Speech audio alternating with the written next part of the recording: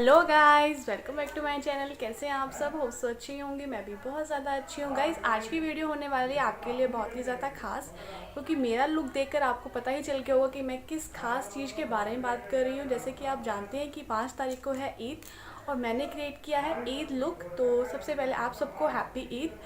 जो भी मेरे व्यूवर्स हैं उन सब के लिए हैप्पी ईद। मेरा ये लुक आपको कैसे लगा मुझे ज़रूर बताना। बहुत मेहनत की है एंड ये लुक आप भी घर पे बहुत ज़्यादा जल्दी से रेडी कर सकते हो जस्ट नॉर्मल प्रोडक्ट्स के साथ। तो अगर अभी तक आपने मेरे चैनल को सब्सक्राइब नहीं किया, लाइक नहीं किया, शेयर नहीं किया, तो please subscribe my channel, like and share and comment. मुझे पता है कि आप वीडियो देखने के बाद कर ही देंगे एंड ये बिल्कुल कॉस्ट ऑफ फ्री है।